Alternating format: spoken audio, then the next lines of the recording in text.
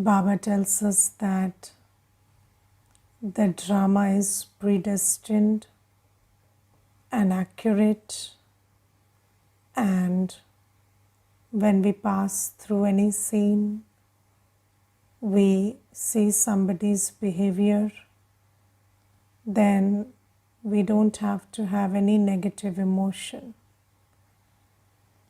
Yes, because it is identically repeating the drama. And when it is identically repeating, then everything is happening just like it always happens 5,000 years, every 5,000 years.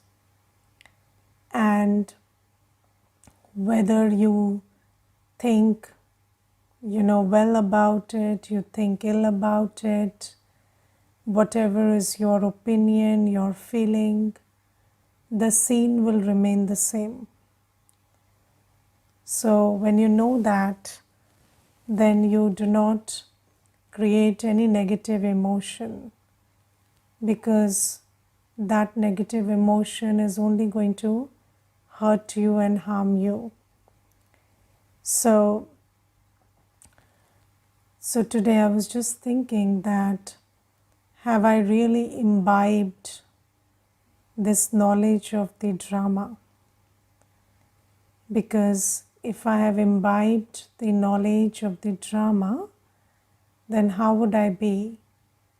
I would be absolutely neutral in every scene of the drama.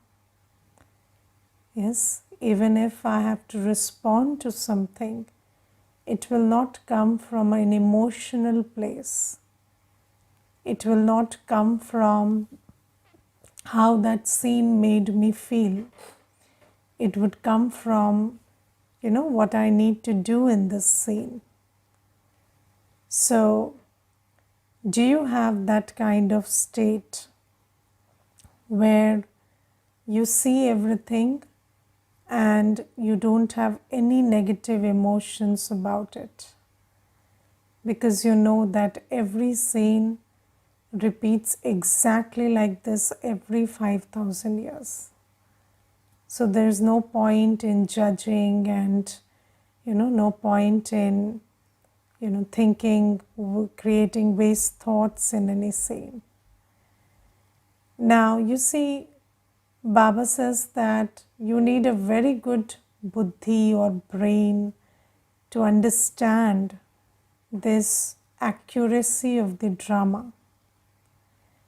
And you see, sometimes, although we hear it many times, but we have this not 100% faith that drama is predestined and there's nothing that anybody can really do about it. And every scene is prefixed. It doesn't sit in my buddhi. Now you see that Baba has given us the knowledge that the drama is in the form of a cycle.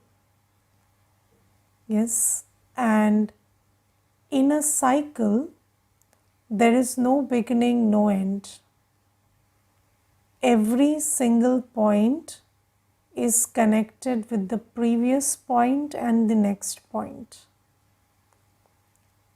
Yes, so every point is a consequence of the previous point, and it is the foundation of the next point.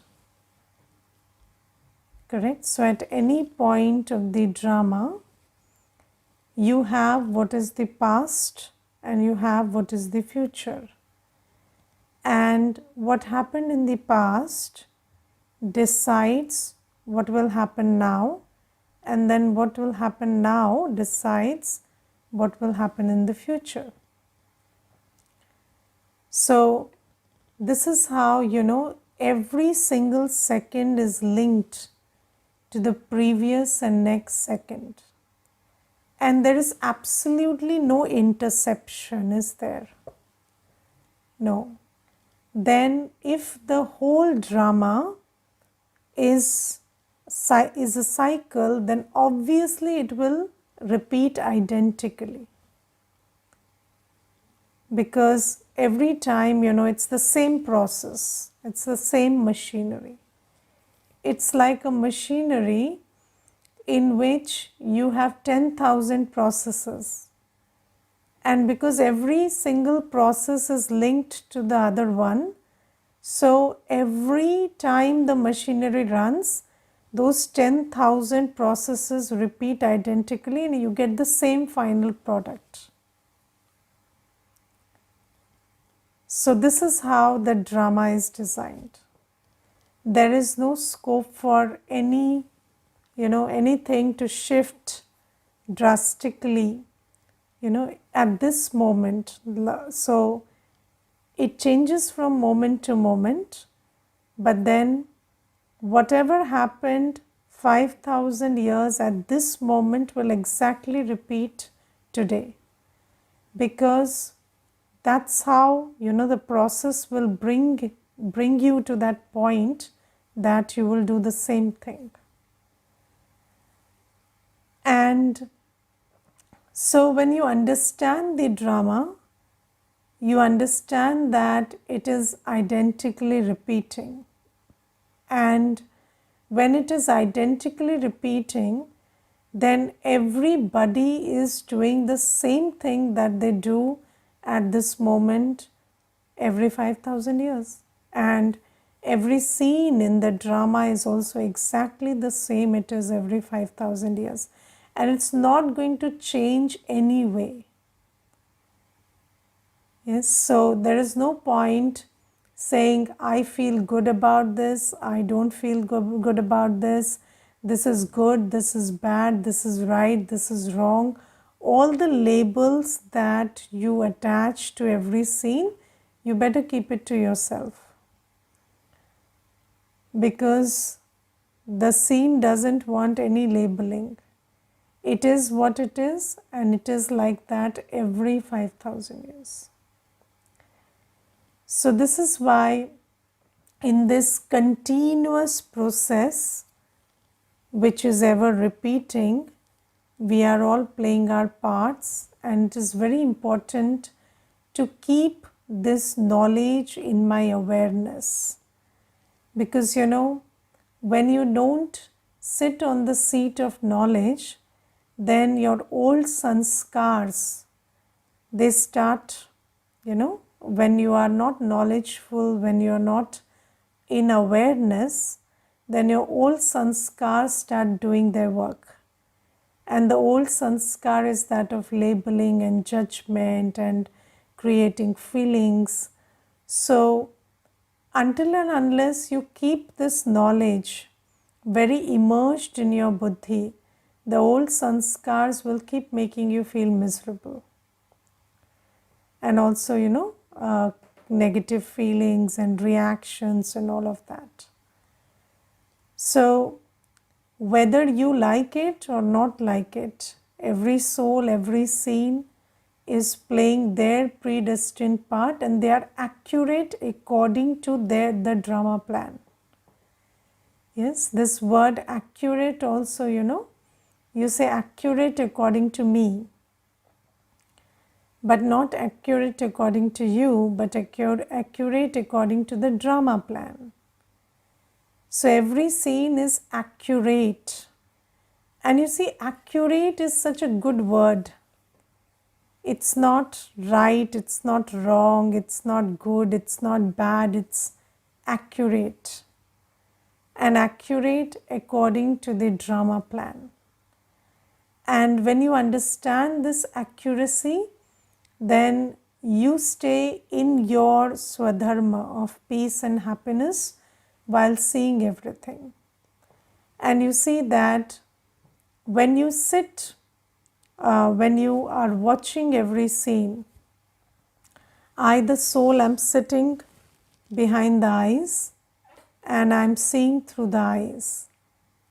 Now when I am in my knowledgeful state and I am sitting in the Prakriti in a knowledgeful state, then I see every scene as a detached observer, as a Sakshi Drashta.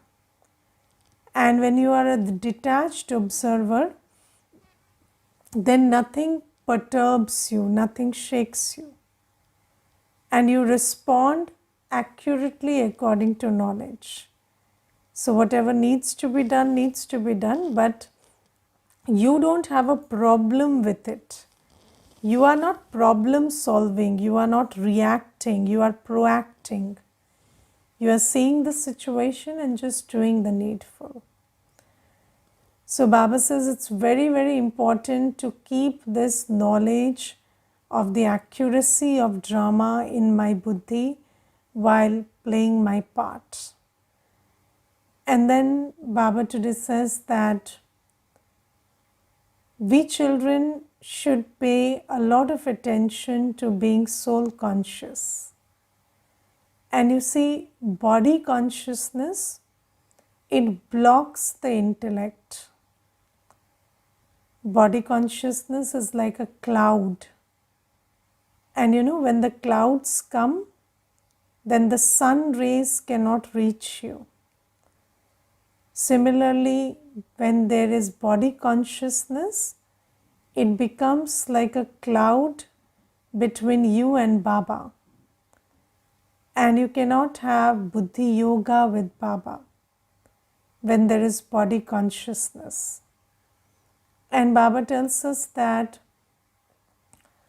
on this path, it is very important to keep checking for body consciousness. Because there is a very interesting thing that the more you do, the more you become body conscious. It's our sanskar that we do everything with ego. And when we do something, then as soon as we do it, there is a lot of body consciousness. I remember there was this close relationship with a family that we had while I was growing up. And then in that family, the father, the head of the family, he was very arrogant all the time. He would always keep saying that, I fend for you, I provide for you, and I'm the one doing everything. You people are just sitting and eating away. And then the son in the family, he was a family friend, so he used to always tell me, my father is very arrogant and he's like this. What if he earns? What is the problem? No problem. If he's earning also, he's doing it for his own family. He shouldn't have that kind of ego. And I always felt that maybe, this son will turn out to be something different. But I saw that when he became the head of the family, he was also the same. He was also doing the same thing. I'm doing this, I'm doing that. And then I understood, when you're not doing anything, then it's very easy to say that, this one is egoistic, that one is egoistic. But when you do something, you also become the same person. So Baba says that on this path, this is a path of doing. So this is a path where you have to do swapursharth, you have to do seva. Without doing, you cannot become a deity. But as soon as you do something, there is body consciousness. When you're not doing anything, no body consciousness.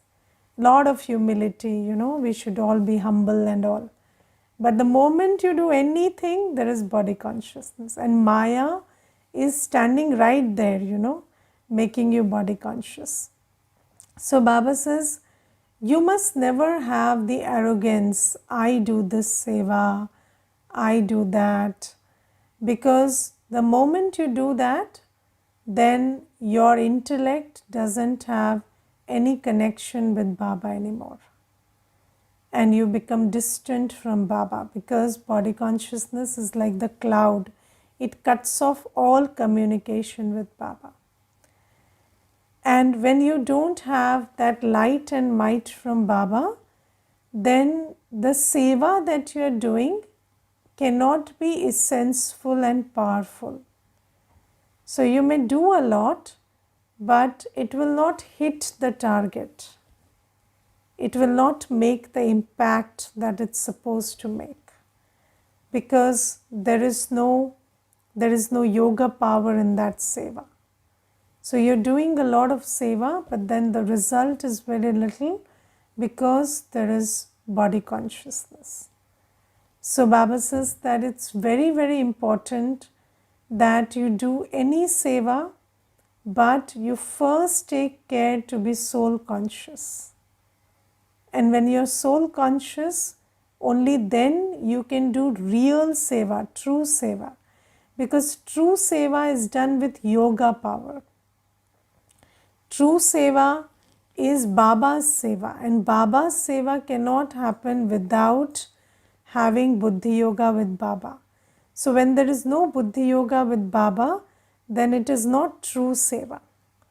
So Baba warns us against body consciousness, and Baba says, if you want to be soul conscious while doing everything, just remember you are a servant, godly servant. And this is a very, very good method. Always say, I'm a sevadhari.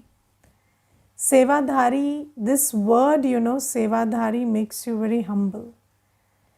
In, even in the Brahmin family, sometimes we are given labels and titles, this is a so and so, this is a so and so in charge, that in charge, this in charge.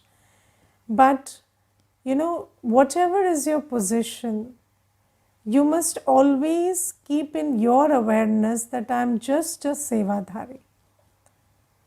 And Baba says, I am here to serve.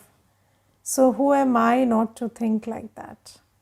So Baba says, keep this awareness of being a godly servant.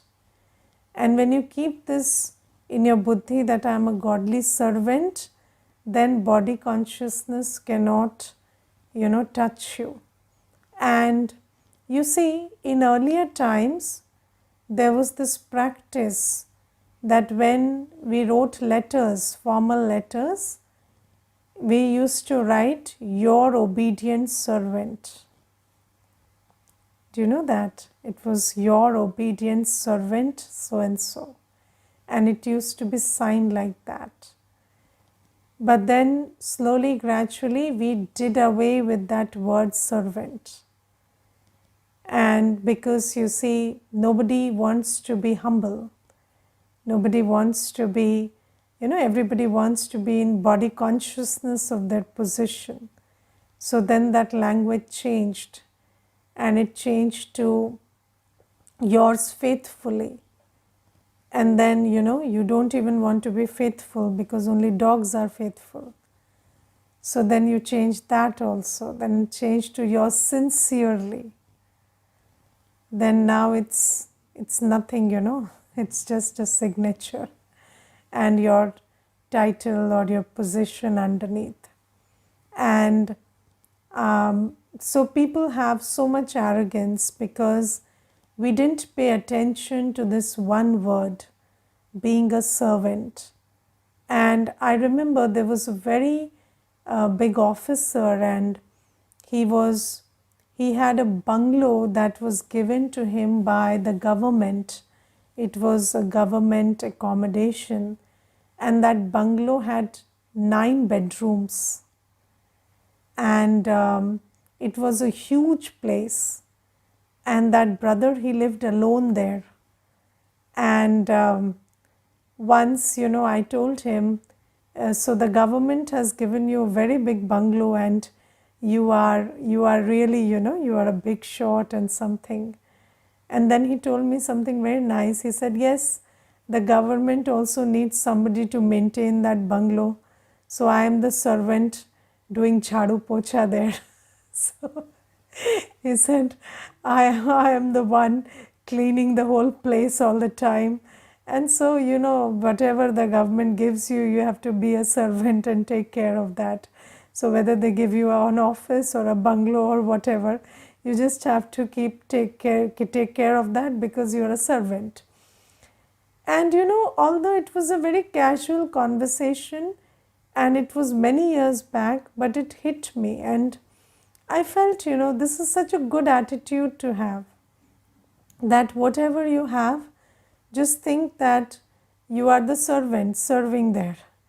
And then your job is to maintain it, and your job is to, just use it for seva. And Baba says that you also never forget that you are a godly servant.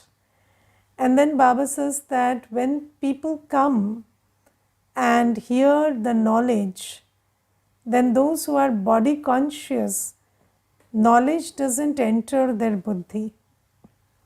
And I remember there was this one lady, she came and she was newly married, and she was very sharp. She understood Gyan. She understood the whole of Gyan. But then she didn't continue. And the reason was that, she was so busy with that relationship right now, because the relationship is new. So, this body consciousness that, when my husband is there, then I have everything in the world. And, this is the most important thing in my life. So, even Baba talks about money and position, but even sometimes, if you are very body conscious about a relationship, then you think that, maybe one relationship can take you to heaven, and one relationship can just, give you everything that you need, and that relationship too with a dehadhari. So, whatever is your body consciousness, that will stop you from, although you intellectually understand everything, but it will not make you appreciate the value of finding Baba and belonging to Baba. And sometimes I've seen that those who take the course, you ask them, they will tell you the Gyan accurately, but no relationship with Baba or no soul consciousness, because there's a lot of body consciousness. And whether it is the body consciousness of money, that I'm very rich and what else do I want, whether it is some person that you think is your world, or whether it is, Baba gives the example of government officials also, and they are in big positions, and then you think that I'm already in the biggest position that I can be, then you can't appreciate Gyan. And Baba says this becomes like a punishment that drama gives you for being body conscious. So Baba says that not being able to recognize Baba because you're body conscious is like a very big punishment that drama gives you.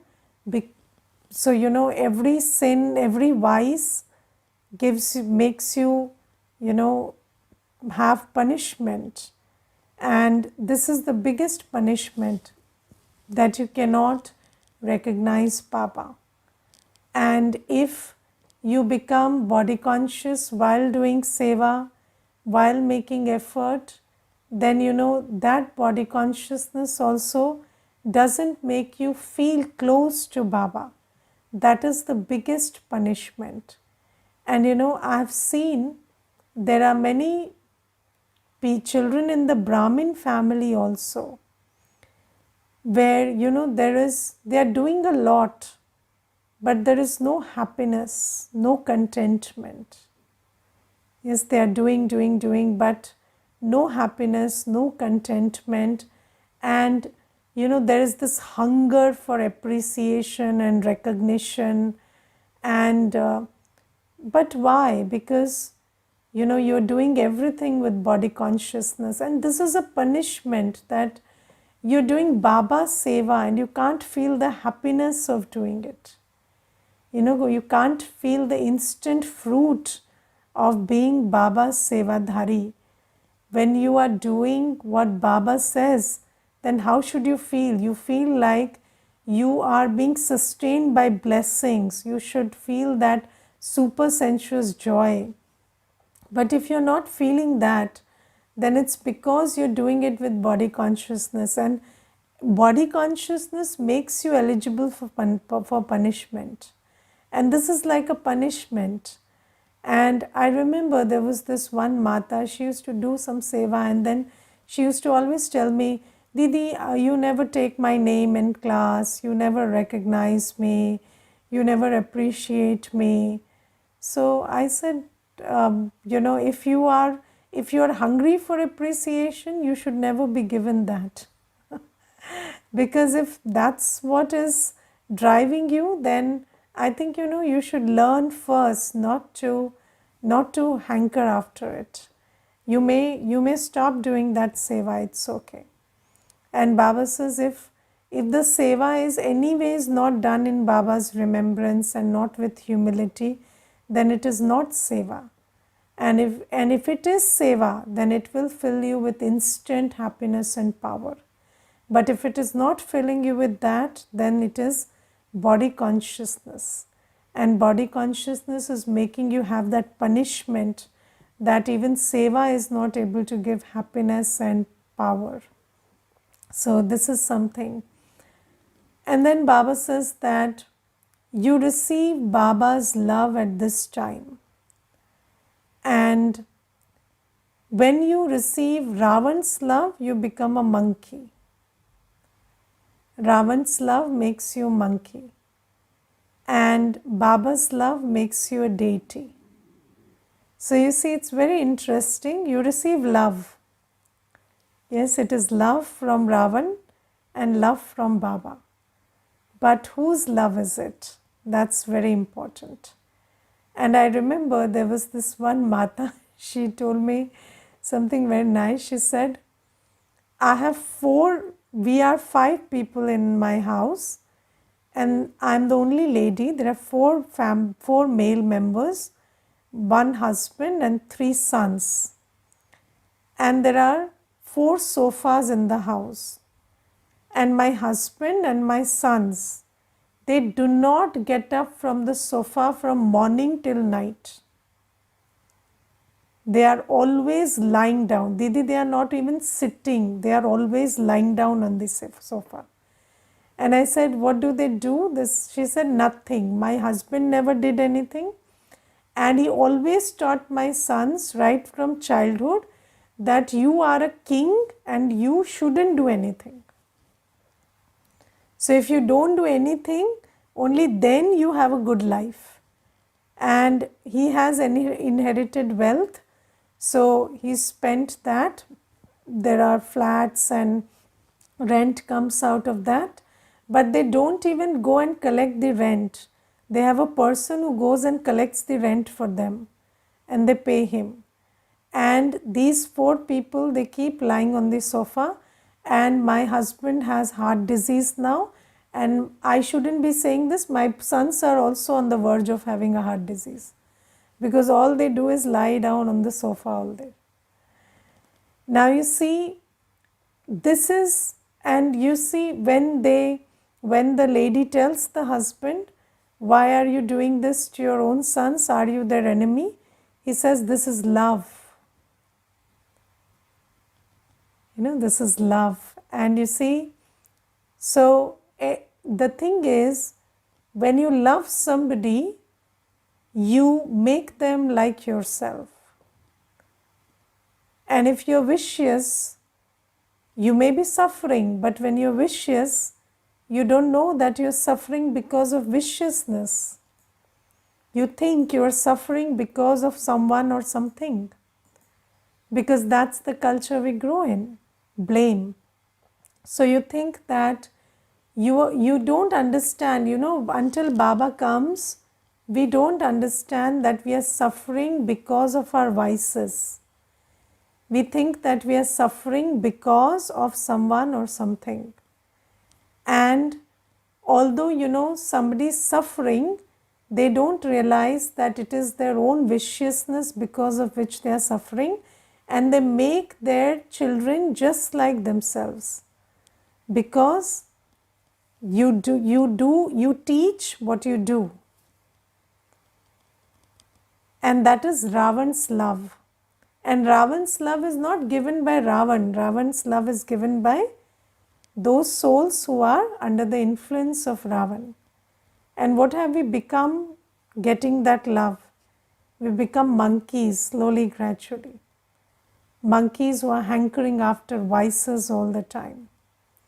And Baba says that now I give you God's love. And who is Baba? The ocean of purity, ocean of peace, love, joy, power, knowledge. And when you get Baba's love, so Baba makes you like himself. And then you become a deity. So Baba says, love is not important. Whose love are you getting is very important. Yes, because if you get the love of a vicious person, so those people who are, in the world, they are parents who introduce their children to drugs and alcohol because they think that after an age, their children are entitled to the same happiness that they have.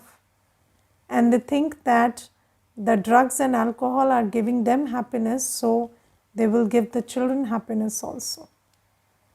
So just think about how, the instruments of Ravan are making us monkeys, by way of love. And then how we become a deity when we receive Baba's love. But then we have to recognize Baba, take his love. Baba is giving his love, but we also have to take his love. And then Baba gives a very good analogy today to make us understand. Baba says that, when lust is the biggest vice, and when you engage in an act of lust, remember the donkey who was decorated and he spoilt all his decoration by soiling in the mud. Yes, so, Baba gives these very good associations, and then Baba says, when you're speaking in anger, you're like barking like a dog. And, Mama used to say that whenever you make a mistake, just think about a bucket of garbage. It just came and fell on your head. So, these are very good ways in which you associate. And, or I personally did this practice that whenever there was a mistake made from my end, I committed a mistake, then I would see myself as completely, black, the opposite of an angel. And I didn't like that scene. So I then used to go and purify myself in front of Baba, and then I used to maintain that angelic stage. And whenever there was another mistake, I would see that I've gone, just pitch dark and black, and that is not something I liked. So Baba says that you must have these associations, and Baba is not insulting us or something, but Baba is giving us a very good method to make us understand that you are behaving like a donkey when you are coming under the influence of lust, or when you are angry, it's like a barking dog. And Baba says if you have these associations in mind, then they will help you overcome it.